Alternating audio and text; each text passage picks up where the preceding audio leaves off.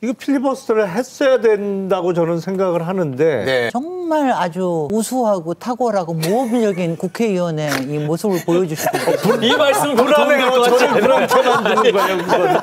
저는 2번 죽이시네. 전혀 칭찬이 아닙니다.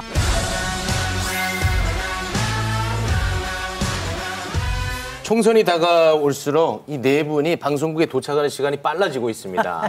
네, 방송에 최선을 다해주는 모습 너무 보기 좋습니다. 고맙습니다. 예. 국민과 국가의 피해를 줄 것이 불보듯 뻔한 악법 통과를 지켜보고만 있을 수는 없습니다.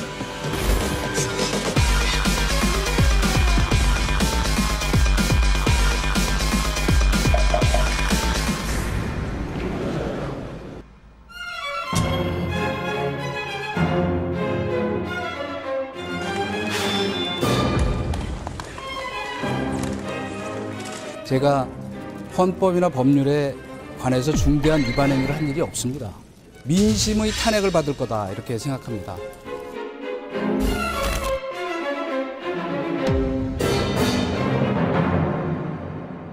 조금 이해하기 어려운 상황이 네. 벌어졌거든요. 노란 봉투법과 방송 3법을 저지하기 위해서 국민의힘이 필리버스터를 하겠다고 예고를 했어요. 순번 다 짜놨잖아요. 예. 그런데 갑자기 필리버스터를 취소하고 퇴장을 했습니다. 그래서 노란 봉투법과 방송 3법이 통과가 됐고요. 이게 어떻게 된 상황입니까? 그러니까 앞서 소개가 나왔듯이 이동관 방통위원장에 대한 탄핵안 표결을 막기 위해서 필리버스터를 포기한 건데 이게 좀 이제 국민들이 보시기에는 그게 두 가지가 무슨 상관이 있지? 무슨 말인지 이렇게 생각하실 것 모르겠어요. 같아요. 네. 근데 이제 국회법에 보면 뭐 국무위원 등에 관한 탄핵은 국회 본회의에 보고된 때로부터 24시간 이후 72시간 이내에 표결을 하도록 되어 있습니다. 네. 무슨 얘기냐면 필리버스터가 계속돼가지고 국회 본회의가 지속되면 24시간만 지나면 필리버스터를 잠정 중단시키고 요 표결을 들어갈 수가 있는 거예요. 민주당이 다수이기 때문에. 그래서 그걸 막기 위해서 본회의를 오늘로 종결해 버리려고 한 거죠. 24시간이 지나기 전에 본회의를 종결함으로써 탄핵안 표결을 막고자. 그래서 필리버스터를 포기한 건데 근데 영원히 막을 수 있는 게 아니거든요. 왜냐하면 다음 회기에 다시 상정을 하면 됩니다. 민주당 입장에서는 다시 보고를 하고. 11월 30일로 예정되어 있죠. 그러니까 탄핵안을 제출했다 이거 취소하고 네. 11월 30일 1일, 2일 이틀 연속 본회의가 예정돼 있기 때문에 그때는 막을 수가 없어요. 그래서 며칠간 미루고 뭐 추가적인 여론전을 하겠다 이런 게 아닐까 예상을 해봅니다. 그 여론전을 할 것 같으면 오늘 필리버스터를 해서 노란봉투법이라든지 방송 3법 이거 부당하다 이거 알리는 게 더 좋지 않았을까요? 제 생각이 그거예요. 그러니까 국민의힘 입장에서는. 저도 거기에 공감을 해요. 네. 그러니까 지금 의석수가 모자라니까 만약에 표결을 하게 되면 민주당이 추진하는 노란봉투법이나 방송 3법이 통과가 되겠죠. 근데 그 표결에 가기 전에 필리버스터를 통해서 이 법이 왜 부당한지 그리고 국민의힘이 왜 이렇게 적극 반대하는지를 국민께 알려드릴 수 있는 기회를 갖고자 했던 거잖아요. 네. 근데 이제 이동관 방통위원장에 대한 탄핵소추안 이제 본회의 보고가 오늘 이루어진 것이죠. 네. 그러고 나니까 이제 필리버스터를 포기를 했어요. 그러니까 약 20일 정도 탄핵안 표결을 늦추는 효과는 있습니다. 네. 근데 그거하고 20일 정도 늦추는 거하고 그렇게 오랜 동안 경론을 벌여왔던 노란봉투법과 방송 3법에 대한 필리버스터를 포기하는 거고는 제가 보기엔 균형이 안 맞아요. 차라리 탄핵소추안은 어차피 국회 통과가 되더라도 헌법재판소에서 재판관 9명의 심리를 통해서 이게 뭐 탄핵 사유가 인정되든지 기각되든지 결론이 날 것이고 물론 그동안은 직무가 정지되겠습니다만 그건 어차피 헌재로 넘어갈 문제고 네. 이거 필리버스터를 했어야 된다고 저는 생각을 하는데 네. 또 김용남 국힘 원내 지도부는 그렇게 판단을 안 한 것 같아요. 이 판단에 대해서 좀 아쉬움을 갖고 예. 있네요. 네. 아니 근데 김용남 의원님 요새 이렇게 멘트 하시는 거 보면은 정말 아주 아주 우수하고 탁월하고 모범적인 국회의원의 이 모습을 보여주시고 이 말씀 불안해가 저를 그렇게 만드는 거예요. 그건. 저는 2번 죽이시네. 전혀 칭찬이 아닙니다. 아니 이제 이게 사실 저도 오늘 필리버스터를 굉장히 기대를 했거든요. 반대 토론을 하면서 여러 가지 이제 합리적인 근거들이 나와요. 또 그쪽에서. 네네. 근데 그걸 다 포기해 버린 거예요. 그래서 저는 이거 듣자마자 야, 이동관이 정말 중요하긴 중요한 거구나. 방통위가 방송 장악을 위해서 처리해야 될 안건들이 굉장히 많더군요. 그러니까 뭐 YTN에 대한 지분 매각 완료하는 네. 문제, 또 MBN 등 뭐 이런 부분에 대한 또 허가하는 문제, 뭐 이런 등등의 게 그래서 앞으로 20일 동안에도 딱 2인만 남아 있는 지금 방통위원회 아닙니까? 그 두 사람이 아마 방통위가 무지 바쁘게 여러 가지 일들 또 처리할 것 같습니다. 지원 작전은 그러니까 이유가 있다. 이유가 실리적인 이유가 있는 거죠. 방통위가 꼭 해야 될 일이 있기 때문에 시간을 벌었다. 그러니까 이제 국민의힘 쪽에서는 그게 더 중요하다고 생각을 한 거 아니겠습니까? 방송 장악이 더 중요하다. 방송 장악이 되나요? 20일 있으면 아니, 근데 이해하기가 이제 어려운데. 이게 이제 노란봉투법하고 이 방송법 같은 경우에는 이제 어차피 거부권이 있잖아요. 그러니까 네. 아마 국민의힘에서 그런 계산을 한 것 같아요. 대통령의 그래서 거부권이요? 네, 거부권이 있으니까 거부권 행사하면 된다. 그러면 제일 관심사는 사실은 긴박한 것은 탄핵안인 거죠. 그런데 이제 탄핵안은 어차피 민주당이 숫자로 탄핵안을 밀어붙이면 탄핵안이 의결되는 걸 막을 수는 없어요. 네. 일단은 이제 헌재를 가는 거죠. 네. 근데 그 다음에 뭐 6개월 있다가 헌재에서 결정을 어떻게 내리고 하는 건 두 번째 문제. 왜냐하면 총선은 그 안에 있잖아요. 내년 4월에 있지 않습니까? 네. 좀 방통위가 좀 어느 쪽에 좀 더 유리한 상황에서 총선을 치를 거냐 이런 계산을 하는 건데 과거에 이제 테러 방지법 필리버스터가 굉장히 유명했었잖아요. 당시에 이제 새누리당이 여당이었고 네. 뭐 민주당, 정의당 이렇게 필리버스터를 했었는데 그때는 이제 필리버스터를 와서 항의하고 이러면서 방해를 했지 맞불은 안 났어요. 근데 이번에 민주당은 맞불을 올라고 준비를 하고 있었던 것 같아요. 저기서 반대 논리를 하면 여기 찬성 논리를 가지고 필리버스터 맞불을 넣으면 이게 이제 길어지거든요. 네네. 그러면서 내용적인 이제 토론이 이루어지고 또 뭐 정치 공방 막 정치 공세를 주고받고 이게 별로 일단 유리하지 않다. 이런 판단이 한편에서는 정무적으로 작용한 것 같고 왜냐하면 어쨌든 민생 사안이에요. 이게 노조법 2조 3조라는 게. 근데 민생에 지금 집중하자 이러면서 민생 가지고 물론 이제 국민의힘 쪽의 반대의 논리는 있지만 그 논리가 이제 서로 비교되면서 별로 좋지 않다 이런 판단을 하나 한 것 같고 하나는 그보다 이동관 일병 구하기가 더 중요하다. 왜냐하면 거부권 행사하면 되니까. 근데 이런 판단을 원내 지도부가 원내 전략 차원에서 했을까요? 저는 아니라고 봅니다. 원내 지도부는 이제 오더를 받고 용산에서. 실행을 한 거죠. 용산에서 한 거죠. 또 용산설이에요? 아니 그럼요. 방통위원장에 대한 탄핵 문제는 거기서 판단하는 거지. 거부권 이게 원내 지도부의 원내 전략상의 합리적 판단은 필리버스터 하는 겁니다. 아까 김용남 의원이 설명했듯이 이 법에 대해서 국민의힘이 그동안에 주장해왔던 그런 부당성을 가지고 의원들 60명이나 대기시켜놨는데 갑자기 이걸 취소한 거는 오더가 다른 데서 온 거예요. 그러니까 우리가 보면 노란봉투법 이런 거는 상당히 경제관에 있어서 부딪히는 거예요. 그러니까 보수적 경제관과 좀 진보적 경제관 사이에서 굉장히 부딪히는 거고 양쪽의 주장이 다 일리가 있는 거거든요. 그래서 네. 사실은 굉장히 이론적으로 치열하게 논쟁할 수 있는 사안들이고 노동개혁과하고도 좀 관계가 있어요. 좀 의미 있는 시간이 될 수 있었다고 그럼요. 보시는 그래서 거죠? 이게 예. 결론이 어떻게 나든 사실은 국민들이 이런 게 그냥 단순하게 그냥 이런 게 있구나가 아니라 이게 뭐가 문제다. 이 이면에 또 야당이 주장하는 어떤 지나치게 압박하는 부분도 있는 거고 또 거꾸로 회사 입장에서 보면 이 노조의 어떤 무분별한 파업 때문에 회사가 또 손해보는 부분도 있는 거고 그렇기 때문에 이게 그러면 법리적으로 어떻게 해야 되냐 하고 막 논쟁을 하면 네. 이게 상당히 어떤 경제관과 경제 철학으로까지 가는 거거든요. 네. 저는 이런 것들은 여야가 치열하게 논쟁을 하면서 국민들한테 좀 보여줄 필요가 있다. 보기 좋은 모습이 될 그럼요. 뻔했는데. 이게 결론이 어떻게 나든 네. 사실은 이런 게 사실 국회가 할 일이라고 저는 생각해요. 그리고 제가 의원님한테 하나 여쭤보겠습니다. 지금 세 분은 대통령이 거부권 행사는 그냥 기본값이다 이렇게 말씀을 하고 계십니다. 아니 그렇게 하면 안 됩니다. 아, 그렇게 보시진 않아요? 그렇게 보시잖아요. 그게 문제라는 아니, 그러니까. 거죠. 네, 그렇게 보신다는 거예요. 그런데 이제 그 거부권 행사에 대해서 양곡관리법, 간호법 때 행사를 하면서 이슈가 많이 됐었잖아요. 이번에는 거부권 행사하는 게 좀 부담스럽지 않을까 하는 생각도 드는데 어떻게 보십니까? 민주당이 숫자의 힘으로 통과를 시키면 대통령 거부권은 어느 정도는 예상이 되어 있는 사안이죠. 네. 왜냐하면 노란봉투법이라고 하는 파업에 대한 손해배상 청구권을 제한하는 법은 네. 사실은 정부 여당 측면에서는 받기가 어려운 법이거든요. 왜냐하면 지금도 파업으로 인한 특히 불법 파업으로 인한 손해배상은 상당히 제한적으로만 인정이 돼요. 지금도 그거 실제 손해를 보전받기는 어렵거든요. 거부권 행사는 어떤 측면에서는 거의 예정되어 있는 것이죠. 아니 근데 잘 좀 생각해 보셔야 될 거예요. 제가 지금 여기서 간곡히 얘기한다고 잘 들을 것 같지는 않지만 그래도 얘기를 해보자면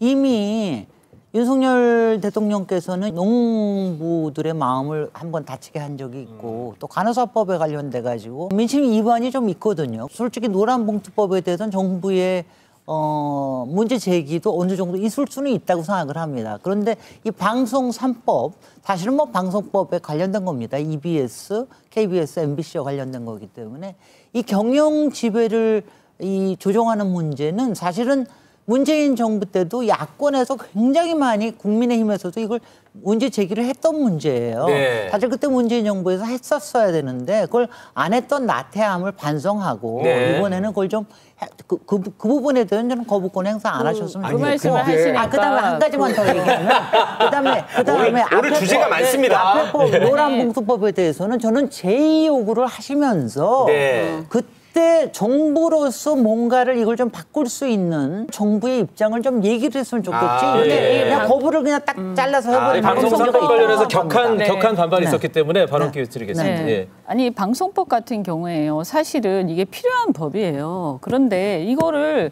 정권을 잡았을 때 네. 문재인 정권 때 이거 안 했잖아요. 안 했어요. 네, 왜 했어야죠. 안 했냐? 안 이게 했어요. 뭐냐면 이런 게 없으니까 방송 장악이 가능한 거예요. 근데 자기들이 이 어떤 정권을 잡았을 때는 방송 장악을 하기 위해서 이걸 막는 법을 갖다 통과를 안 시키고 그다음에 이제 정권을 뺏겨 야당이 되니까 이제 그게 필요한 거예요. 그래서 저는 이게 필요하긴 필요하지만 네. 이 부분에 대해서 좀 솔직하게 반성하고 이런 게 필요하다. 민주당이 반성이 있어야 된다. 전형적인 내로남불이에요. 아니 여러 번 의원들이 얘기를 그래서 했습니다. 이게 쉽지가 않다는 거. 근데 노란봉투법 같은 경우에는 네. 이 취지는 정말 이해가 가요. 근데 이런 방식으로 법으로 이걸 다 막는 게 맞냐. 다른 대안들이 있을 거예요. 그래서 뭐냐면 필리버스터를 하다 보면요. 네. 이런저런 타협안과 대안들이 막 나와요. 다듬어질 것이다. 진지하게 네. 하다 보면. 그게 진짜 국회가 아쉬워하시네요. 하는 거지. 네. 진정으로 대통령 살아가면 희생해라.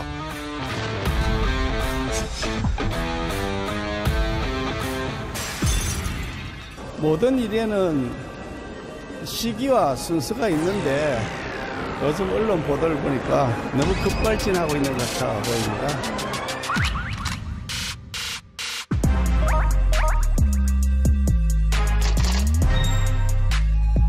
반갑습니다. 수성갑 초선 의원 주호영입니다. 그때는 다시 결제해서는 안 가니까 정치를 우선 대부터 시작해서 이래부터 다시 또 그러지 않습니까?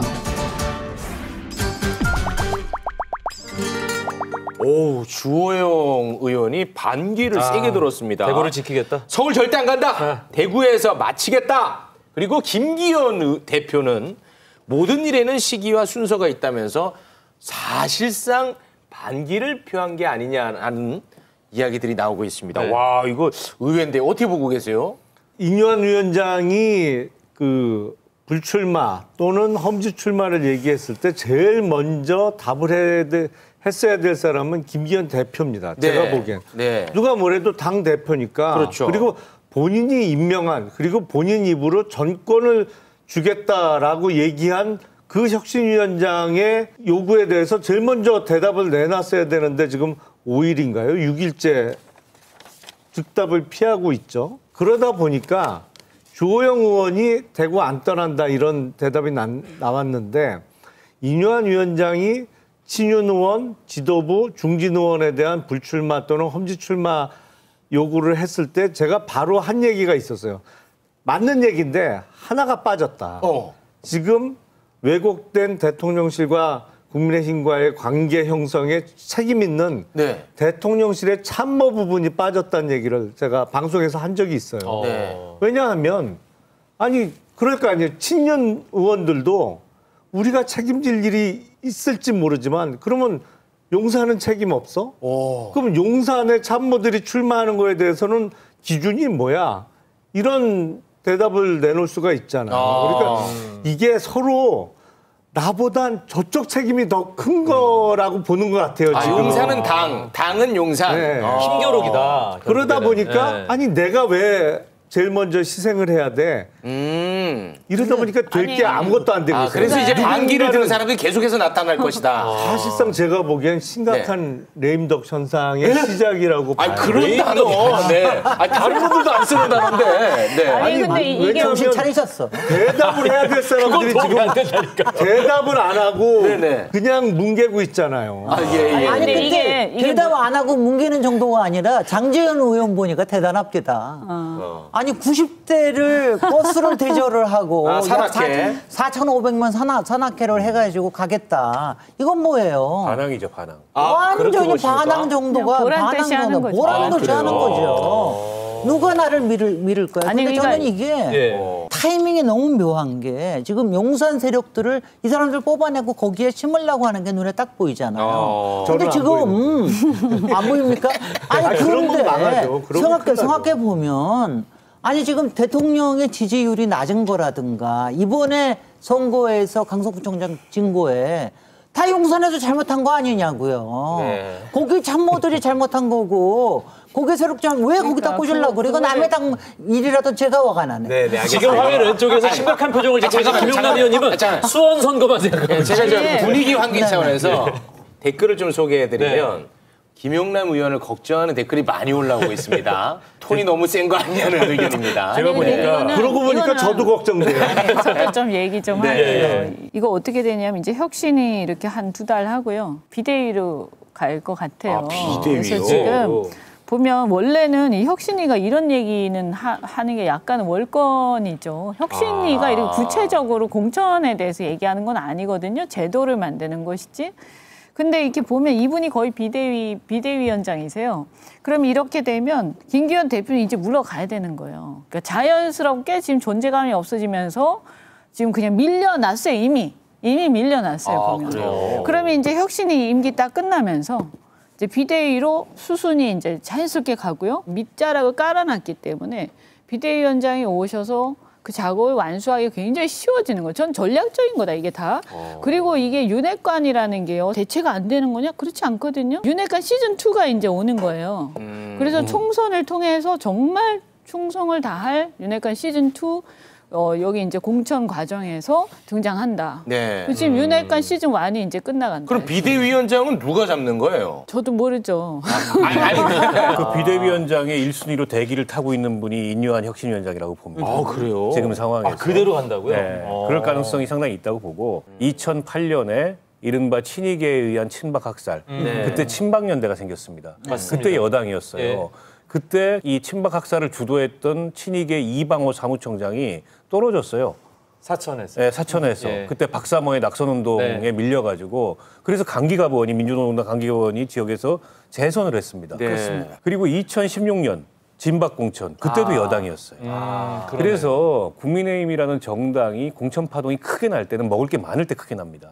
그게 여당일 때 크게 나는 거예요. 저는 주호영 의원의 저 말씀을 보면서 헬게이트가 열리겠구나.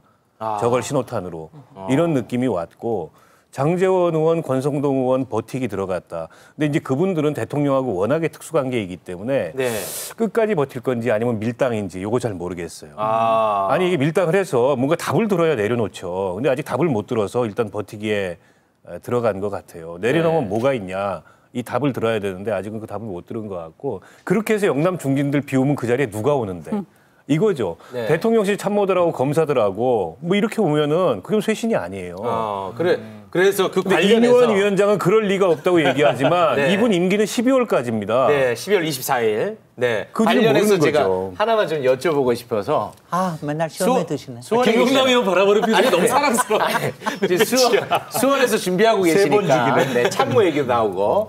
김은혜 수석이 수원으로 출마할 것이다. 기사가 나더라고요. 라는 기사가 나옵니다. 네. 그런 요구가 좀 있다라는. 그래서 수원 전체를 아우를 것이다.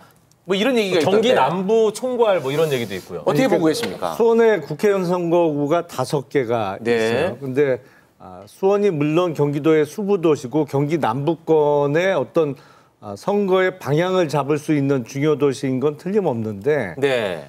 김은혜 수석, 뭐 김은혜 수석 아닌 뭐 대통령실에 어떤 사람이 온다고 해서 그러면 경기 남부 아니면 수원에 선거를 이끌 수 있느냐? 네. 저는 그건 전혀 지금 선거판 돌아가는 거를 모르는 사람이 하는 얘기라고 부정적으로 생각을 해요. 보십니까? 왜냐하면 지금 어느 지역의 대통령실의 주요 참모, 그것도 비서관도 아니고 수석 비서관급의 참모가 오면 당장 지금 야권이 준비하고 있는 정권 심판론이 적어도 그 지역에서는 더 먹힐 가능성이 커지거든요. 그러니까 지금 이 왜곡된 당정 관계나 아니면 지금 대통령의 낮은 지지율에 대한 책임을 져야 되는 직접적인 그것도 직급이 높은 참모가 어느 지역에 출마한다 그러면 그 후보 당사자뿐만 아니라 그 주변 지역까지도 어려워질 수가 있어요. 김은혜 수석 수원 오지 마라. 그러니까 아니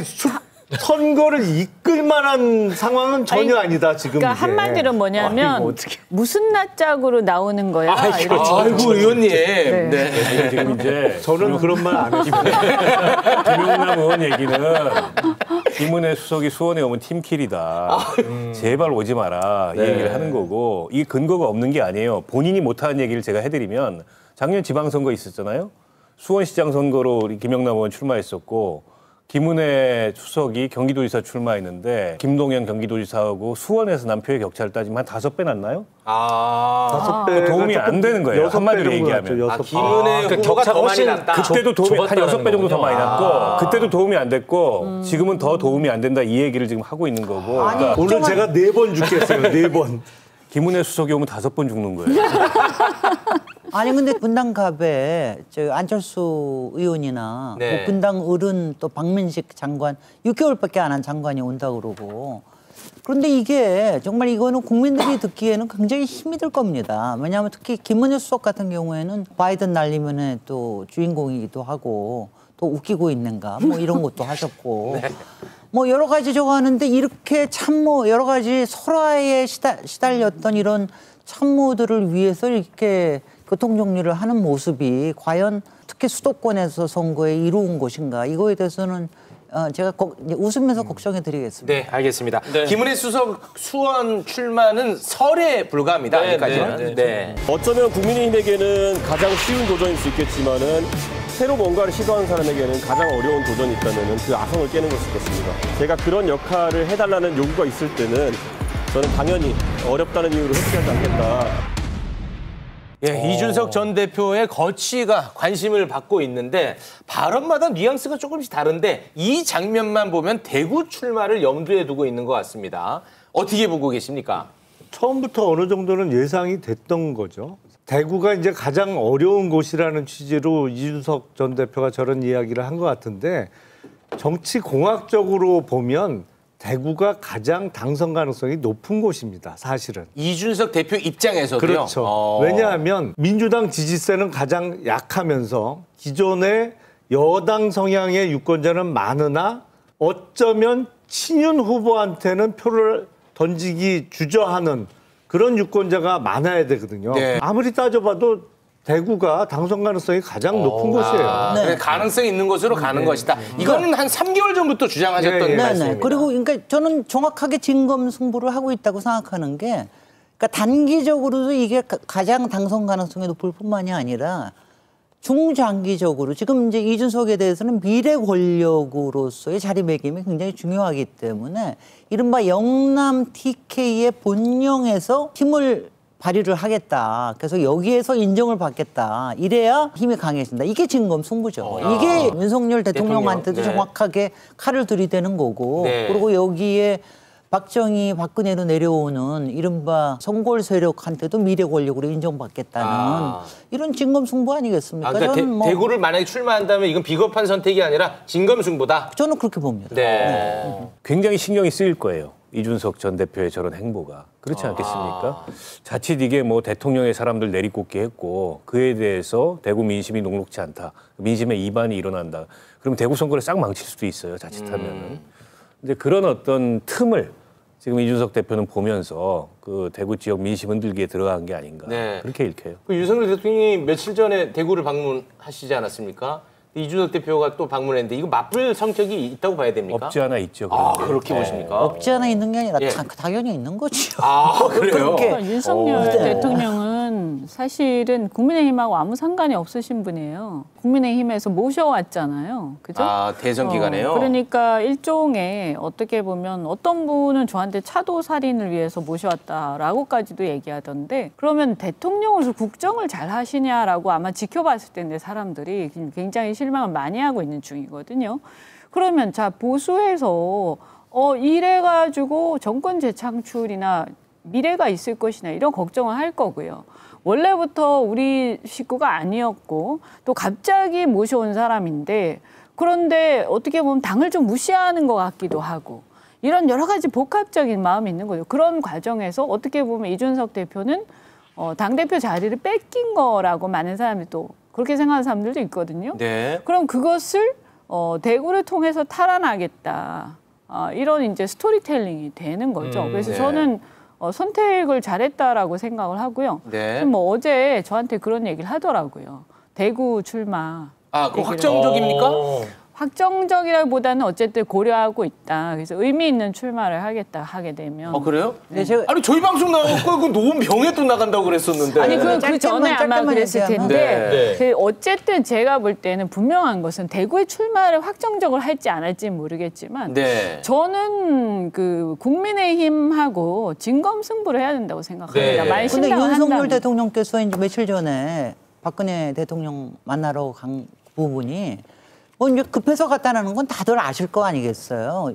TK에서 지지율이 너무 흔들리니까. 그런데 그게 국민의 눈에는 이게 조금 이제 초라한 모습으로 비친 것도 있습니다. 왜냐하면 이제 현직 대통령과 전직 대통령이 만나면은 적어도 큰 국정 아젠다라든가 이런 걸 던지는 모습이 아니라 좀 지지율에 연연해서 너무 사적 만남으로 보이게 하는 이런 부분이 있었는데 가령 그런 것보다 오늘 지금 딱 배낭 하나 메고 가가지고 거기에 가서 딱 결기를 보이면서 하는 게 저는 사실 대구에 TK의 이 강단 있고 원칙 있고 결기 있는 이런 모습에 딱 어필하는 게 있어서 상당히 강한 전략이라고 보입니다. 네, 저는 개인적으로 궁금한 게 노원병이냐 대구냐 이런 지역도 물론 중요하겠지만 신당을 만든다면 뭔가 이념과 가치가 조금 어느 정도는 포커스가 있어야 되는데 그렇죠. 너무 넓게 그래서 퍼져 있다는 느낌 들어서 제가 볼 때는 지금 상황에서 그럼 뭐가 이슈냐라고 했을 때 지금 대한민국의 정치에서 이슈가 뭐 어떤 작은 이념이냐 그건 아니잖아요. 사실은 가장 큰 이슈는 뭡니까 정치에서 맨날 문제되는 거. 이게 어느 편이냐에 따라서 진실이라든가 옳고 그런 게 막 달라지잖아요. 네. 아까도 우리가 봤지만 이 어떤 법안을 얘기할 때 진지하게 서로 자기 가치를 가지고 막 논쟁을 하는 게 아니라 입장에 따라 달라지죠. 계산을 막 해서 예. 근데 그게 국민들 눈에 보이잖아요. 이게 지금 문제인 거거든요. 용산에서 뭐 얘기하면 이렇게 오다 받아가지고 쫙 하는 것 같은 그런 느낌. 그래서 국회라는 거 엄연히 행정부하고 이 행정부를 견제하는 쪽인데 이 국회의원들이 마치 무슨 이렇게 쭉 줄 서가지고 그 노예처럼 돼 있는 이 상황 그리고 국민의 대의가 전혀 반영이 안 되고 있는 거죠. 그래서 이런 것들을 어떻게 없앨 것이냐, 이거 어떻게 개선할 것이냐, 이 개혁하는 게 저는 굉장히 큰 화두다. 그렇다면 작은 이념 같은 것은 이념적 차이는 얼마든지 저는 극복할 수 있다. 그래서 범위의 문제라고 생각합니다. 이준석 전 대표가 대구에 출마하고 소위 이준석 신당 후보들이 대구를 비롯한 TK에서 만에 하나 선전을 하게 되면 국민의힘이나 윤석열 정부 입장에선 가장 뼈가 아픈 거죠. 아, 그게 가장 뼈 아픈 수입니까? 왜냐하면 그거는 거의 수도권에서 2석을 동시에 잃는 효과하고 비슷하거든요. 왜냐하면 수도권 선거에서는 국민의힘이 당선될 수도 있고 안 될 수도 있지만 국민의힘 입장에서 특히 TK는 거의 가져오는 거로 계산을 할 수 있잖아요. 네. 근데 거기서 한 석을 뺏기면 거의 수도권에서 그냥 두세 개를 동시에 잃은 거하고 똑같은 효과거든요. 네. 근데 TK에서 만약에 신당이 선전을 하면 정말로 지금 더불어민주당을 중심으로 한 야권에서 주장하는 범야권 200석이 가능해지는 효과가 나타날 수가 있거든요. 아, 의원님, 그게 그렇게 우려가 되면 안 하면 되잖아요. 아니, 그래서 사실은 공천을 잘해야 돼요. 정말로 확실한 기준을 정해서 합리적으로 누가 봐도 뭐 소위 중진 뺀 자리에 내려꽂는 공천 이런 모습이 비춰지면 TK에서도 흔들릴 수밖에 없거든요. 그러면 정말로 큰일 벌어질 수가 있어요. 지금 이제 이준석 신당의 이념에 대해서 질문을 던졌는데 이제 수원 선거에 대한 걱정으로 선거는 일단 이기고 가야 되는데. 네. 기승전 걱정이에요 지금. 네. 이준석 대표의 행보에 대해서 얘기하자면 지금 코드가 스펙트럼이 넓다, 열려 있다. 이렇게 자꾸 얘기를 하는데 만약 그런 각오가 있다 그러면 지금부터 기치를 열고 확실하게 나가는 게 아니라 지금도 말하자면 조금 간을 보고 있는 것 같다는 느낌이 들거든요. 그러니까 마지막에 가서는 획 돌아서 더군다나 이게 전직 가장 큰 보수당의 당대표였지 않습니까? 그러니까 마음은 거기 있고 그다음에 미래 권력으로서 앞으로 그쪽을 접수해서 미래 권력이 되겠다라고 하는 이런 게 있을 거기 때문에 그러면 여기에 딸려가던 사람은 뭐냐? 가다가 낙동강 오리알 되는 거냐? 이런 불안, 왜냐하면 저는 일반론으로 얘기하는 겁니다. 그러니까 많은 왜냐하면 그런 걱정이 적지 않은 민주당에서 흔들리는 사람도 바깥에서 좀 매력을 느끼는 사람도 그런 거에 흔들리고 있을 수는 있다. 알겠습니다. 이런 거는 보면 요거는 조금 사람들이 이제 생각하는 일반적인 창당이라든가 신당 형태하고 좀 다릅니다. 예를 들어서 당내에서 개파가 뭉터기로 투쟁하다가 이게 뭉터기로 어떤 대선 주자를 중심으로 해서 나오는 게 아니에요. 지금 뭐냐 하면 각 당에서 줄서기 정치, 보스 정치 이런 어떤 양심을 갖다가 팔아야 되는 정치 이거 도저히 못하겠다. 내가 국회의원 안 하면 안 했지 도저히 못하겠다 해서 나오고 싶은 사람들 혹은 나온 사람들이 모이는 거예요. 그래서 이거는요. 이분들 특징이 뭐냐. 이거는 정치 안 해도 좋다 이런 정도의 생각이 있는 사람들이기 때문에 여기서 이제 조건 제가 볼 때 가장 중요한 게 뭐냐면 그렇다면 여기서는 말은 이제 이준석 신당이라고 얘기를 하지만 이준석 역시도 어떤 나를 따르라 이런 식의 어떤 구태의연한 그런 방식으로 여기 지도부나 어떤 지배구조나 운영이 할 경우엔 또 문제가 되는 거예요. 그래서 아마 많은 사람들이 그걸 지켜보고 있을 거예요. 네, 알겠습니다. 이 균형을 조금 맞추기 위해서 의원님께 하나만 좀 여쭤보겠습니다. 네. 민주당도 총선을 치러야 되잖아요. 네, 근데 네. 보시면 알겠지만 모든 이슈가 국민의힘 이슈예요. 민주당은 뉴스에서 완전히 밀려났습니다. 네. 옳고 그름을 떠나서 이거는 총선 캠페인으로서도 나쁜 거 아니겠습니까? 뭐 당연히 그렇고요. 그래서 지금 뭐 열심히 왜냐하면 그동안 한 달 동안이 상당히 안도하고 또 그러다 보니까 좀 안정화되고 그러면서 약간 안주하는 그런 분위기가 있었는데 여전히 승리 이후에 내일이 딱 한 달 되는 날이거든요. 네, 근데 사실은 지금 너무 예열돼 있는 거예요. 솔직히 국힘이나 신당이 아직도 너무 빠릅니다. 사실은 한 달 뒤쯤 돼야지 움직이는데 그래서 민주당에서는 지금 이제 많이 칼을 갈고 있는 중이고 지금 이번에 이재명 대표가 직접 인재위원장이 돼가지고 한다라는 뜻이 뭐냐면은 맞대응하는 정책들을 펼쳐나갈 수 있는 인재와 더불어 하는 걸 지금 짜는 중이거든요. 솔직히 모든 거는 한 달 뒤에 그때부터 시작이 됩니다. 지금은 이제 확 뛰고 있는 거예요. 알겠습니다. 아, 오늘도 시간이 굉장히 길었는데 역시 또 시간이 많이 부족하고 못 다룬 게 더 많았네요. 그만큼 치열했던 것 같습니다. 함께해 주신 네 분 고맙습니다. 고맙습니다.